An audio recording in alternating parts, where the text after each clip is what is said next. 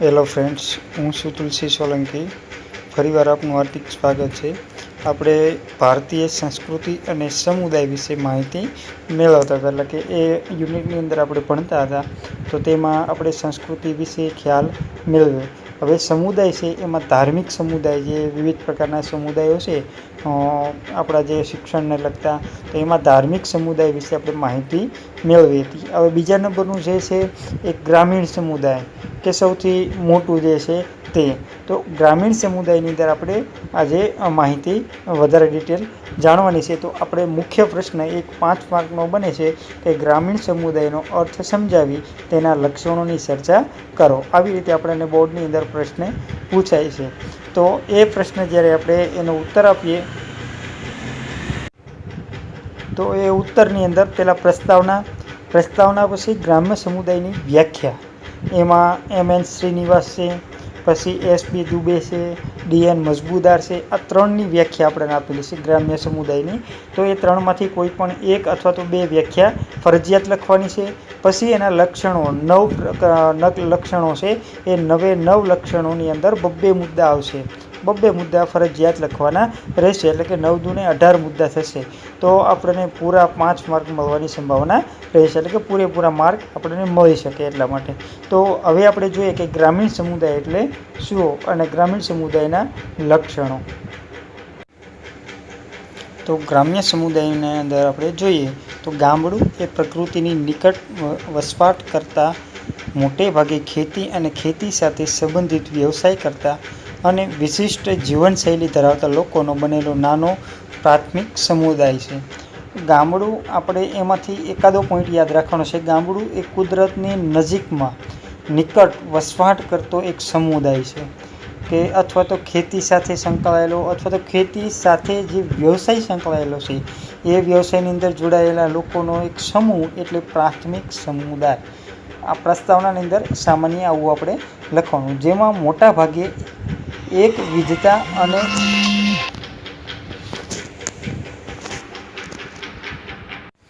તો ગામડાની અંદર જોઈએ તો જેમાં મોટા ભાગે એક વિધતા અને એકતા હોય છે. કૃષિ અને જ્ઞાતિ આધારિત સ્તરીકૃત સામાજિક અસમાનતા હોય છે. લોકો મોટા ભાગે પરંપરાને વળગી રહેવાનું વલણ ધરાવે છે. તો આવું આપણું ગામડું. જે અસમાનતા છે એ જ્ઞાતિ આધારિત જોવા મળે, અથવા તો કૃષિ આધારિત જોવા મળશે, કે સૌથી વધારે જમીન હોય એ ઉચ્ચ કક્ષાના, પછી ઓછી જમીન કે ખેતી હોય એ નિમ્ન કક્ષાના. આવો આપણને સમાજની અંદર ભેદભાવ જોવા મળે, પણ મોસ્ટ ઓફ ક્યાં જોવા મળશે કે ગ્રામ્ય વિસ્તારમાં. પછી લોકો મોટા ભાગે પરંપરાને વળગી રહેવાનું વલણ ધરાવે છે. પરંપરા એટલે કે જૂની જે રૂઢિ છે, એના જે રિવાજો છે, એની જે પરંપરા છે કે માન્યતાઓ છે, એને વળગી રહેવાનું મુખ્ય વલણ ધરાવે છે. આથી તેઓ પરિવર્તનનો ધીમો સ્વીકાર કરે છે. પરિવર્તન સમાજની અંદર આવે છે તો એનો મોટા ભાગે ફેરફાર સ્વીકારતા નથી, એટલે કે એનામાં કોઈ ફેરફાર આવતો નથી, ઝડપી ફેરફાર નથી, એ ધીમી ગતિએ ફેરફાર આવે છે. સામાજિક ગતિશીલતા પ્રમાણમાં ઓછી હોય છે. જે ગતિશીલતા છે સમાજની અંદર, એ ગતિશીલતા કેવી હોય છે? ખૂબ જ ધીમા પ્રકારની અને ઓછી. સમગ્ર ભારતમાં એક સમાન સ્વરૂપના ગ્રામ્ય સમુદાય નથી. એક સરખા ગ્રામ્ય સમુદાય નથી. ક્યાંક મોટું હોય છે, ક્યાંક નાનું હોય છે, ક્યાંક સુવિધાપૂર્ણ હોય છે, ક્યાંક સુવિધાપૂર્ણ હોતું નથી. પરંતુ કદ, વસવાટની ઢબ તેમજ સામાજિક રચનામાં વૈવિધ્ય જોવા મળે છે. એની જે ઢબ છે રહેવાની, એના રિવાજો છે, ગ્રામ્ય પ્રમાણે અલગ અલગ જોવા મળે છે. ગ્રામ્ય સમુદાયમાં જ્ઞાતિ, ધર્મ, કોમ, ભાષાકીય બંધારણ, સંસ્કૃતિમાં તફાવતો હોય છે. છતાં ગ્રામ્ય સમુદાયમાં પ્રદેશ અને દેશના સંદર્ભમાં કેટલાક તત્વો સમાન હોય છે. એ સમાન તત્વો આપણે મતલબમાં કે જે એના રિવાજો છે એ અમુક પ્રકારે સમાન જોવા મળે છે. એ આપણો ગ્રામ્ય સમુદાય થયું. હવે એના આપણે વ્યાખ્યા જોઈએ કે ગ્રામ્ય સમુદાય કોને કહેવાય તેના વિશે. તો ગ્રામ્ય સમુદાયની વ્યાખ્યા આપણે યાદ રાખવી ખૂબ જ જરૂરી છે.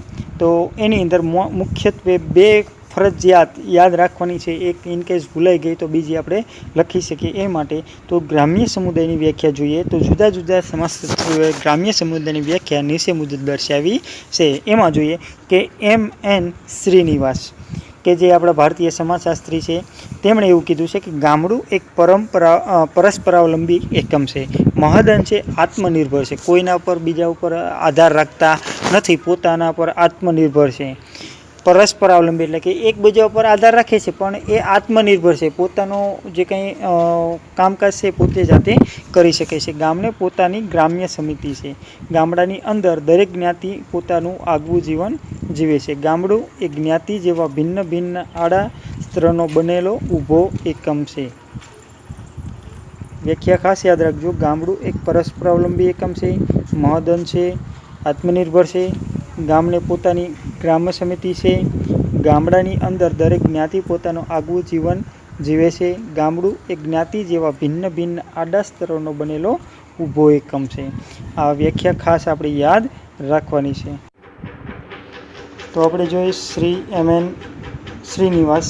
તો એને જે વ્યાખ્યા છે તેના પ્રમાણે જોયું કે જે ગામડું છે પરસ્પરાવલંબી એકમ છે, મહદઅન છે, આત્મનિર્ભર છે. એટલે કે પોતાના પર કામમાં જે કાંઈ છે પોતાની રીતે જવાબદારી નિભાવે છે. ગામની પોતાની ગ્રામ સમિતિ છે, એટલે કે ગામના સભ્યો છે એકબીજા સાથે મળી અને કામ કરે છે, અથવા તો કોઈ ઝઘડો છે કે કોઈ પણ પ્રકારની સમસ્યા છે તો એનું નિરાકરણ લાવવા ગ્રામ સમિતિ નિમવામાં આવેલી હોય છે. ગામડાની અંદર દરેક જ્ઞાતિ પોતાનું આગવું જીવન જીવે છે, એટલે કે જ્ઞાતિ છે પોતાની રીતે પોતાની મેળે જે કંઈ જીવન જીવવું છે એ રીતે જીવન જીવી શકે છે. ગામડું એ જ્ઞાતિ જેવા ભિન્ન ભિન્ન આડા સ્તરોનો જ્ઞાતિ છે એ ભિન્ન ભિન્ન જ્ઞાતિઓ ગામની અંદર રહેતી હોય છે. તો એ આડો સ્તર છે. કેવું થયું? આડો સ્તર. તો આડા સ્તરોનો બનેલો ઊભો એકમ છે, એટલે કે એના ઉપર આખું ગામ છે નિર્ભર છે, એટલે કે ઊભો એકમ છે. હવે બીજી વ્યાખ્યા જોઈએ કે એસ.સી. દુબે. તો એના મતે ગામડું એક પ્રાદેશિક જૂથ છે. તે સામાજિક, આર્થિક, ધાર્મિક, વિધિ વિધાન અને સામાજિક વ્યવસ્થાનો એકમ છે. તે સંગઠિત રાજકીય સમાજનો ભાગ છે. જો એને બહુ સરસ વાત કરી છે કે ગામડું એક પ્રાદેશિક જૂથ છે. પ્રદેશ પ્રમાણે એનું એક જૂથ હોય છે. તે સામાજિક, આર્થિક, ધાર્મિક, વિધિ વિધાન અને સામાજિક વ્યવસ્થાનો એકમ છે. તે સંગઠિત રાજકીય સમાજનો ભાગ છે. સંગઠિત જે રાજ્ય છે સંગઠિત એનો એક નાનો એવો ભાગ છે, સમાજનો ભાગ છે. વ્યક્તિ, ગ્રામ્ય સમુદાય ઉપરાંત જ્ઞાતિ, ધર્મ, પ્રાદેશિક જૂથની સભ્ય હોય છે. ગામડામાં એકથી વધુ જ્ઞાતિઓ હોય છે જે ગામના સામાજિક, ધાર્મિક અને વહીવટી સંગઠનમાં સુગ્રંથિત થયેલી હોય છે. એસ.પી. દુબેના મતે જે વ્યાખ્યા છે થોડી કટપટી છે પણ સહેલી છે. પછી ત્રીજી છે ડી.એન. મજમુદાર. તો એણે સાવ સિમ્પલ એવું કીધું છે કે ગ્રામ સમુદાયને એક જીવનશૈલી તરીકે પરિભાષિત કરે છે તેને ગામડું કહે છે. સામાન્ય ભાષાની અંદર કહીએ તો ગ્રામ્ય સમુદાયને એક જીવનશૈલી તરીકે પરિભાષિત કરે છે તેને ગામડું કહેવાય. તો આપણે કોઈ પણ બે વ્યાખ્યા યાદ રાખવાની છે. એક સિમ્પલ છે ડી.એન. મજમુદાર કે ગ્રામ્ય સમુદાયને એક જીવનશૈલી તરીકે પરિભાષિત કરે છે. તો આ વ્યાખ્યા સાવ સિમ્પલ થઈ ગઈ. અને બીજી છે એમ.એન. શ્રીનિવાસ કે આડા સ્તરોનો ઊભો એકમ, એ પણ સરળ છે. તો આ બંને વ્યાખ્યા આપણે ખાસ યાદ રાખવાની છે. હવે એના આપણે લક્ષણો જોઈએ કે ગ્રામ્ય સમુદાય છે તો એના વિવિધ લક્ષણો છે. એ લક્ષણો કયા કયા? તો તેની અંદર 9 લક્ષણો આવેલા છે. તો એ લક્ષણોમાં પહેલું છે પ્રકૃતિમય જીવન, બીજું છે નાનો પ્રાથમિક સમુદાય, ત્રીજું બહુમુખી સમાજ, ચોથું એકવિધતા, પાંચમું કૃષિ આધારિત અર્થવ્યવસ્થા, છઠ્ઠું જ્ઞાતિ વિભાગો, સાતમું કુટુંબવાદ, આઠમું ગ્રામીણ ધર્મ, નવમું જ્ઞાતિ પંચ અને ગ્રામ પંચ. આ 9 મુદ્દા જે છે એના જે લક્ષણો છે એ લક્ષણોને આધારે કરી શકાય કે આ ગ્રામ્ય સમુદાય છે. એ જે લક્ષણો છે તેના ઉપરથી. તો એ લક્ષણો આપણે ક્રમશર જોઈએ કે પ્રકૃતિમય જીવન, એટલે કે આપણે પહેલી જ વ્યાખ્યા જોઈ હતી એમ.એન. શ્રીનિવાસની જે વ્યાખ્યા છે તેમાં સરળ આપણે શબ્દોમાં જણાવેલું છે કે પ્રકૃતિની નજીક, નિકટ જે આવેલા છે તે. તો પ્રકૃતિમય જીવન ગાળતા હોય, કારણ કે ગ્રામ્ય વિસ્તાર છે તો એ શહેરોથી ખૂબ મતલબમાં કે થોડા અંતરે દૂર હોય છે, પણ પ્રકૃતિના ખોળામાં એક નાનકડું એવું ખીલતું હોય એવું એક નાનકડું ગામ હોય છે જેની આજુબાજુ ખૂબ જ સારા પ્રમાણમાં ઝરણા, પાણી, પછી વૃક્ષો, ખેતીવાડી, બાગ બગીચા વગેરે જોવા મળતું હોય, એટલે કે પ્રકૃતિમય જીવન ગાળતા હોય છે. તો ભારતીય ગ્રામ્ય સમુદાયના લોકો પ્રકૃતિની નિકટના સંબંધોમાં જીવન જીવે છે. આજીવિકાનું મુખ્ય સાધન ખેતી હોવાથી જમીન સાથે સતત સંપર્કમાં રહે છે. ખેતી માટે વરસાદ, સૂર્ય, વનસ્પતિ, પશુ, નદી, તળાવ, પવન વગેરે પ્રકૃતિના તત્વોની નજીક પોતાનું જીવન જીવે છે. કારણ કે ખેતીમાં કે સૂર્યપ્રકાશ પૂરતા પ્રમાણમાં મળવો જોઈએ, પછી બીજું છે કે એની સાથે સાથે વરસાદ પણ પૂરતા પ્રમાણમાં હોવો જોઈએ, પછી જમીન પણ યોગ્ય હોવી જોઈએ. તો આ જે કુદરતી તત્વો છે એની નજીક ખૂબ જ નજીકમાં એની સાથે જીવન પસાર કરે છે. તો પહેલો મુદ્દો છે પ્રકૃતિમય જીવન. પછી બીજું છે નાનો પ્રાથમિક સમુદાય.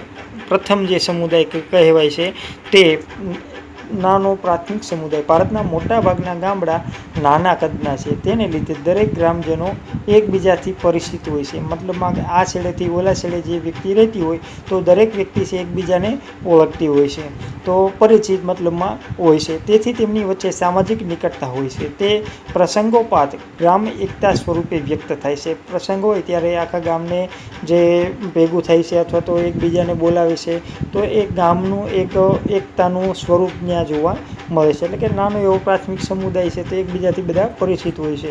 શહેરની અંદર તો આપણે પાડોશી કોણ હોય એ પણ ખબર હોતી નથી. હવે ત્રીજું જોઈએ બહુમુખી સમાજ. સમાજ છે ગ્રામ્ય સમાજ એક કહેવાય છે, પરંતુ એ બહુમુખી છે. એક કરતાં વધારે મુખ હોય છે, એટલે કે એક કરતાં વધારે જ્ઞાતિઓનો જૂથ બનેલો એક જૂથ છે. તો એ આપણે જોઈએ કે ગ્રામ્ય સમુદાય અનેક જૂથોનો બનેલો બહુમુખી સમાજ છે. તેના જુદા જુદા જ્ઞાતિ સમાજ હોય છે. જ્ઞાતિ, ધર્મ, કોમ વગેરેનું વૈવિધ્ય હોય છે. વિભિન્ન જૂથો સામુદાયિક જીવનમાં સુગ્રંથિત થયેલા હોય છે. એટલે કે ગામડું છે તો ગામડાની અંદર કોઈ પણ જ્ઞાતિ, મતલબમાં કે ઉચ્ચ જ્ઞાતિ કે નીચ જ્ઞાતિ, દરેક જ્ઞાતિનો સમાવેશ થઈ જાય છે. પરંતુ એ જે જ્ઞાતિઓ છે એકબીજા ઉપર પરસ્પર અવલંબી હોય છે. કારણ કે જે મતલબમાં કે ઊંચી જ્ઞાતિઓ છે અથવા તો ખેડૂત વર્ગ છે તો એની પાસે ખેતી છે, પરંતુ ખેતી કામ કરવા માટે થઈને જે મજૂર જોઈએ છે એ નિમ્ન જ્ઞાતિમાંથી આપણને મળી રહી છે. તો એ નિમ્ન જે જ્ઞાતિઓ છે એની પાસે જમીન છે નહીં, એટલે કે ખેતી છે નહીં, તો એ પછી ત્યાં કામે જશે. એટલે કે એકબીજાના કામમાં પરસ્પર કામ સહકાર આપે છે. તો ગ્રામ્ય સમુદાય છે બહુમુખી સમાજ, એટલે કે દરેક સાથે સુગ્રંથિત રીતે જોડાયેલો એક સમાજ છે. પછી ચોથા નંબરનું છે એક વિધેયતા. એટલે કે જે ગામ નિર્ણય કરે કે ભાઈ આપણા ગામમાં આ યોગ્ય બાબત, મતલબમાં કે દવાખાનું બનવું જોઈએ, તો સારી બાબત છે. એટલે કે બધા સ્વીકારશે, એટલે કે દવાખાનું બનશે. એટલે કે એક વિધેયતા. દરેક ધર્મ છે, ભાષા, પોશાક, રીત રિવાજો, માન્યતાઓ, મૂલ્યો, કેટલેક અંશે વ્યવસાયમાં એક વિધેયતા હોય છે. ગ્રામ્ય સમુદાયમાં ધર્મ પાળતા હોય, બધા હિન્દુ ધર્મના જ મોટા ભાગે જોવા મળતા હોય. પછી ભાષા છે તો બધાની એક સરખી જ હોય, કોઈની અલગ અલગ હોય નહીં. પછી પોશાક પણ ગ્રામ્ય વિસ્તારનો કેવો હોય, એક સરખો જ હોય, કોમન. પછી રીત રિવાજો છે એ પણ સરખા હોય, માન્યતાઓ પણ સમાન હોય છે. પછી ગામના જે મૂલ્યો હોય છે, દેશને અનુલક્ષીને તે મૂલ્યો પણ બધાના સરખા હોય છે. તો આ અમુક અંશે વ્યવસાયો છે એમાં પણ એક વિધેયતા જોવા મળે છે. જોકે તેમાં વૈવિધ્ય કે તફાવતો હોય છે, પરંતુ તે ગૌણ સ્વરૂપે જોવા મળે છે. હવે આપણા જે ગ્રામ્ય છે, ગ્રામ્ય વિસ્તારની અંદર ઘણી જગ્યાએ આપણને અન્ય ધર્મના જે લોકો છે એ વસવાટ કરતા જોવા મળશે, પરંતુ ગામડાની જે ભાષા છે, એટલે કે ગુજરાતી જે મુખ્ય ભાષા બોલાય છે એ જ બોલશે, પરંતુ એ ભાષાને કોઈ મહત્ત્વ આપશે નહીં. પછી એની જે આંતરિક જે બાબતો છે એને વાતચીત કરવા માટે થઈને બીજી કોઈ પણ ભાષા, એની જે મુખ્ય ભાષા છે એ યુઝ કરી શકે છે, પણ બીજા અન્ય ગામડાની જે ગામડા લેવલે જે વ્યવહાર છે એ વ્યવહાર કેમાં કરશે કે ગુજરાતીમાં. તો આ જે બાબત છે તે જોઈએ તો એ જગ્યાએ એને કોઈ તફાવત જોવા મળશે નહીં. એ કેવી બાબત થઈ જશે ભાષાની, કે ગૌણ બાબત થઈ જશે.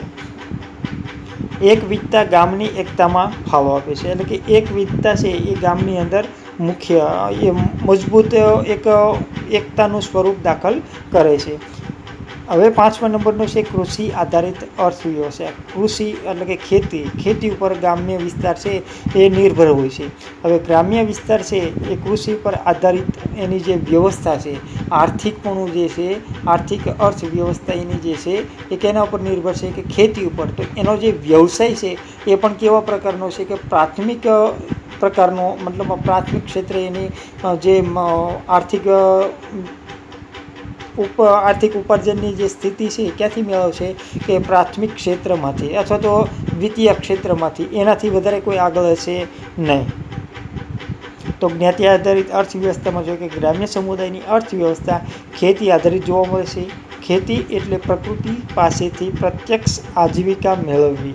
કૃષિ સંબંધિત અન્ય વ્યવસાયો પણ જોવા મળે છે. કૃષિ સાથે અન્ય વ્યવસાય એટલે કે કોઈ આપણે દાખલા તરીકે કે કપાસ છે તો કપાસના જે કંઈ જીન હોય છે તે ગ્રામ્ય વિસ્તારમાં જોવા મળે છે કે કપાસ છે એ એકઠો કરી અને તેમાંથી આપણે કપાસિયા અલગ કરી અને રૂ પણ અલગ કરવું. તો આ પ્રાથમિક બાબત થઈ એટલે કે ખેતી સાથે જોડાયેલું કામકાજ થયું. પછી આપણે વૃક્ષો વાવીએ તો વૃક્ષોના જે સળી છે તેમાંથી સાવણા બનાવવા. તો આ પ્રાથમિક સમુદાય એટલે કે ખેતી સાથે સંકળાયેલો વ્યવસાય થયો. તો તેમાંથી પણ પોતાની આજીવિકા પ્રાપ્ત કરે છે એટલે કે વ્યવસાય જોવા મળે છે. હવે 6થા નંબરનું છે જ્ઞાતિ વિભાગો. ગામ છે તો ગામની અંદર અનેક જ્ઞાતિઓ વસવાટ કરતી છે. તો એ જ્ઞાતિ વિભાગો આપણે જોઈએ કે ગ્રામ્ય સમુદાયમાં જુદી જુદી જ્ઞાતિઓ વચ્ચે દરજ્જાના તફાવતો હોય છે. દરજ્જો એટલે ગામની અંદર સૌથી ઉચ્ચ જ્ઞાતિ કઈ છે, પછી એનાથી નીચે એટલે કે સૌથી નીચી જ્ઞાતિ કઈ છે. આવું દરેક જ્ઞાતિની અંદર જોવા મળે છે. એટલે કે જે એનો દરજ્જો જે છે કે એની જે જગ્યા છે એનું લેવલ છે એ અલગ અલગ જોવા મળે છે. જ્ઞાતિના પાયા ઉપર ભેદભાવ હોય છે, પરંતુ જ્ઞાતિઓ વ્યાવસાયિક સેવાઓ દ્વારા પરસ્પર અવલંબિત છે. એમાં ભેદભાવ મોટા પ્રમાણમાં છે જ્ઞાતિની અંદર, પરંતુ જ્યારે વ્યવસાયની બાબત આવે તો વ્યવસાયમાં કોઈ ભેદભાવ જોવામાં આવતો નથી. દાખલા તરીકે કોઈ મિસ્ત્રી કામ કરે છે એટલે કે કડિયા કામ સામાન્ય ભાષામાં, તો એ વ્યક્તિ કડિયા કામ એટલે કે મકાન બનાવે છે. તો મકાન બનાવશે તો એની પાસે જે કારીગરાઈ છે તો એ અન્ય વ્યક્તિઓ પાસે છે નહીં. તો એથી અન્ય જે ઉચ્ચ જ્ઞાતિઓ છે તેને સ્વીકારશે અથવા તો નિમ્ન જ્ઞાતિઓ છે તેને સ્વીકારશે અને એના બદલામાં જે વ્યક્તિ છે એને પૈસા મળશે અથવા તો કોઈ અન્ય વસ્તુ મળશે. તો એકબીજા જે છે એકબીજાના સંપર્કમાં પરસ્પર અવલંબી બને છે એટલે કે એકબીજાનો ઉપયોગી બને છે. તો આવી રીતે જ્ઞાતિમાં વ્યવસાયની અંદર કોઈ ભેદભાવ જોવા મળતો નથી. ગ્રામ્ય સમુદાયમાં કૃષિ આધારિત વર્ગ રચના જોવા મળે છે, જેમાં સમૃદ્ધ, મધ્યમ અને નાના ખેડૂતોનો વર્ગ, ખેત મજૂરનો સમાવેશ થાય છે. એટલે કે ગામની અંદર એમાં વર્ગ પાડેલા છે. એમાં સમૃદ્ધ એટલે કે ખૂબ જ ધનવાન હોય, પછી મધ્યમ એટલે કે એનાથી થોડાક નીચે, અને નિમ્ન એટલે કે નાના ખેડૂતો જે સામાન્યત રોજબરોજની મજૂરી બહારના બીજાના ખેતરમાં કરતા હોય તેવા ખેડૂતો, અને ખેત મજૂરો એટલે કે દરેકના ખેતરમાં કામ કરતા હોય તે. હવે 7મા નંબરનું છે કુટુંબવાદ.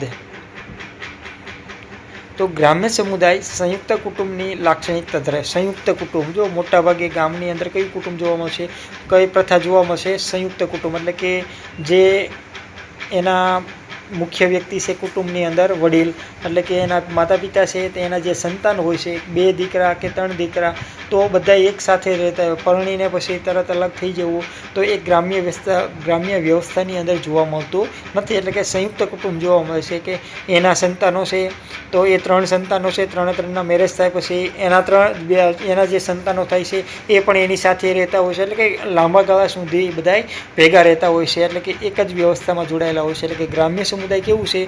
સંયુક્ત કુટુંબની લાક્ષણિકતા ધરાવે છે. ગ્રામ્ય સમુદાયની પાયાની સંસ્થા તરીકે કુટુંબ ગામના સામુદાયિક જીવન ઉપર સર્વાંગી અસર પાડે છે. ગામના સામાજિક સંબંધો ઉપર કૌટુંબિક સંબંધોનો વિશેષ પ્રભાવ જોવા. જ્યારે સામાજિક સંબંધો જોવામાં આવે તો પહેલાં કયા સંબંધો જોવાય? કે કુટુંબના સંબંધો એટલે કે સંયુક્ત કુટુંબ છે કે વિભક્ત કુટુંબ. તો જો સંયુક્ત કુટુંબ હોય તો સામાજિક વ્યવસ્થા કેવી હોય? ખૂબ જ સારી. તો આ રીતે કુટુંબવાદ પણ જોવા મળે છે. એના પછી ગ્રામીણ ધર્મ.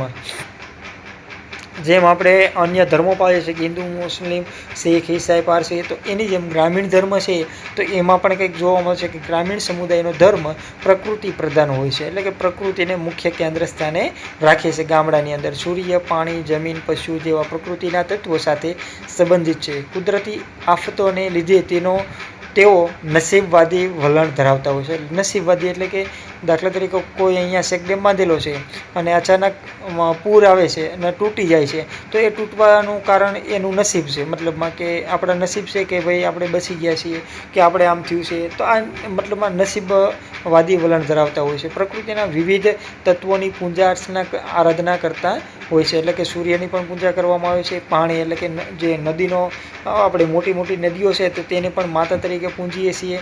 પછી જમીન છે તો જમીનની પણ પૂજા કરીએ છીએ. પછી પશુ પક્ષીઓની પણ આપણે પૂજા કરીએ છીએ, એટલે કે પ્રકૃતિ સાથે જોડાઈ અને કામકાજ કરીએ છીએ. તો આવું આપણું ગ્રામીણ ધર્મ છે. એના પછી જોઈએ કે 9મું જ્ઞાતિ પંચ એટલે કે ગ્રામ્ય પંચ. જ્ઞાતિ પંચ અને ગ્રામ્ય પંચ છે એ બંનેમાં ખૂબ જ તફાવત છે. જ્ઞાતિ પંચ છે એટલે કે ચોક્કસ જ્ઞાતિની અંદર સમાવેશ થાય છે, અને જ્યારે ગ્રામ્ય પંચ છે તો 5 ગામડાનો સમૂહ છે, એટલે કે 5 ગામડા જે છે એમાંથી એક વ્યક્તિ, મુખ્ય વ્યક્તિ જે હોય છે, મુખ્ય એટલે કે વધારે અનુભવી વ્યક્તિ છે, એને ગ્રામ પંચાયતની અંદર નીમવામાં આવતા હોય છે. તો જોઈએ કે ગ્રામ્ય સમુદાયમાં જ્ઞાતિ પંચ, ગ્રામ પંચ સામાજિક નિયંત્રણનું કામ કરે. સમાજની અંદર જે કંઈ વ્યવહારો થાય છે એની ઉપર નિયંત્રણ રાખવાનું કામ કોણ કરે છે કે જ્ઞાતિ પંચ અને ગ્રામ પંચ. જ્ઞાતિ પંચ જ્ઞાતિના નિયમોનું પાલન કરાવે છે. ગ્રામના પંચમાં બધી જ્ઞાતિઓનું પ્રતિનિધિત્વ હોય છે, એટલે કે બધી જ્ઞાતિમાંથી એક વ્યક્તિ નિમાયેલો હોય છે, એટલે કે એ જે છે એ આખા ગામનું પ્રતિનિધિત્વ કરે છે, એટલે કે ગામના વ્યક્તિઓનું ધ્યાન રાખવાનું કામ કરે છે. ગ્રામ પંચ જ્ઞાતિઓ વચ્ચેના સંઘર્ષનું નિરાકરણ કરે છે. જો કે કાનૂની પંચાયતો આવતા ગ્રામ પંચની સત્તા ઘટી ગઈ છે, એટલે કે ગ્રામ્ય સત્તા અત્યારે ધીરે ધીરે ઘટતી ગઈ છે, અને જે કોર્ટ વ્યવસ્થા છે એને મહત્ત્વ મળ્યું છે. આ ઉપરાંત અનેક જે લક્ષણો છે તે જોઈએ કે આ ઉપરાંત ગ્રામીણ સમુદાયમાં જ્ઞાતિ અને કૃષિ આધારિત સ્તર રચના હોવાથી ગતિશીલતાની તકો મર્યાદિત રહે છે.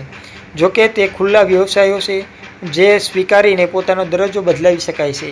ગ્રામજનો પરંપરાને વળગી રહેવાનું વલણ ધરાવે છે, આથી તેઓ પરિવર્તનને ઝડપથી સ્વીકારતા નથી. જોકે નવી અનામત નીતિ એટલે કે NGO, જો યાદ રાખજો NGOનું પૂરું નામ જ્યારે પૂછવામાં આવે છે ત્યારે નવી અનામત નીતિ NGO ની ભૂમિકા, માહિતી મેળવવાનો અધિકાર, સરકારી યોજનાઓને કારણે સ્વાતંત્ર્ય પ્રાપ્તિ પછી જુદા જુદા પરિબળોની અસર ગ્રામ્ય સમુદાય પર પડી રહી છે. કૃષિ ક્રાંતિ, શ્વેત ક્રાંતિ અને સંચાર ક્રાંતિને લીધે ગ્રામ્ય સમુદાયો વૈશ્વિક અને રાષ્ટ્રીય વ્યવસ્થાનો ભાગ બનવા લાગ્યા છે. ગ્રામ્ય સમુદાયમાં સંસ્થાકીય પરિવર્તનો આવવા લાગ્યા, જેથી ગ્રામીણ જીવનશૈલી બદલાવા લાગી. છેલ્લા કેટલાક વર્ષોથી ગામડામાંથી શહેરોમાં મોટા પાયે સ્થળાંતરને કારણે ગ્રામીણ વસ્તીમાં ઘટાડો થતો જાય છે અને તેમાં પરિવર્તન આવતું જાય છે. તો આ આપણે જોયું ગ્રામ્ય સમુદાય વિશે. હવે જોવાનું છે નેક્સ્ટ ટાઈમ આપણે શહેરી સમુદાય. તો આપણો જે પ્રશ્ન બન્યો છે કે ગ્રામ્ય સમુદાયનો અર્થ જણાવી તેને લક્ષણો વર્ણવો. 5 માર્કમાં પ્રશ્ન બનશે, અને 9 મુદ્દાના 2 મુદ્દા ફરજિયાત લખવાના રહેશે અને 2 વ્યાખ્યા ફરજિયાત લખવાની રહેશે. આ આપણું હોમવર્ક રહેશે. ત્યાં સુધી રજા લઈએ. જય હિન્દ.